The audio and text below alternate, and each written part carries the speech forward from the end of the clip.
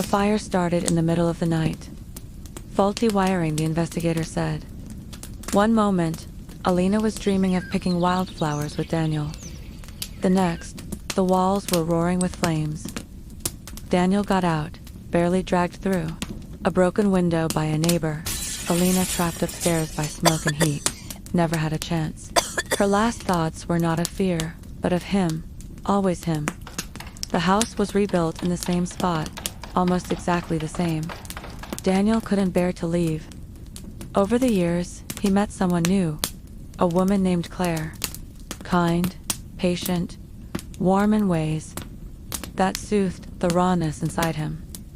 After years of aching loneliness, Daniel allowed himself to love again. He and Claire married under the oak tree he and Elena had planted when they first moved in. They lived in the house Elena had dreamed of end sometimes. On still nights, it was as if the very walls remembered her. Elena didn't know how long she had wandered, lost and broken, before she found her way back. Drawn by something ancient, by grief, by memory, or maybe by the deep, lingering scent that had once meant home. It was Claire she found first. Claire, moving through the kitchen in the morning light, wearing one of Daniel's old flannel shirts. The scent hit Elena like a hammer. Daniel's smell, warm and unmistakable, soaked into Claire's skin, her hair, the very fibers of the shirt. It made Elena furious, desperate, and more heartbreakingly aware of how much time had passed.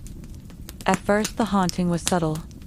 Cold breezes on still nights, doors that swung open without a touch, lights flickering whenever Claire laughed too freely, mirrors that clouded over, not with steam, but with frost Claire, for all her warmth, grew thin and hollow-eyed under Elena's gaze.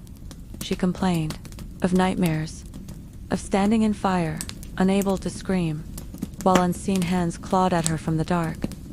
Daniel thought it was stress, the move, the memories. He never thought to look at the woman in the mirror standing behind his wife. He never thought to recognize the smell of burned flowers that now clung to the house. To Claire's clothes, to his dreams, Elena grew stronger, bolder, sometimes. Claire would wake to find deep scratches on her arms. Sometimes she'd feel fingers threading through her hair at night, tugging sharply, possessively. Sometimes, in the smallest hours before dawn, she would hear someone whisper her name. But it wasn't Daniel's voice. The night it finally happened, Claire woke to the crackle of fire. Smoke filled the bedroom, but when she screamed, Daniel jolted awake, and there was no fire. Only the oppressive heat, the heavy stench of burning wood and flowers.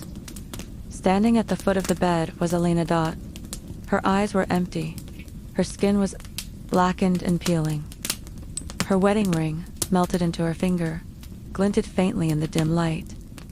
Daniel gasped, recognition dawning too late. "Daniel," Elena whispered, her voice a rasp like wind through ash. "You promised." And then the smoke thickened, the walls seemed to shimmer, and the floor buckled with a terrible groan. And as Daniel lunged for Claire, trying to pull her away, he saw just for a second that he wasn't pulling Claire at all.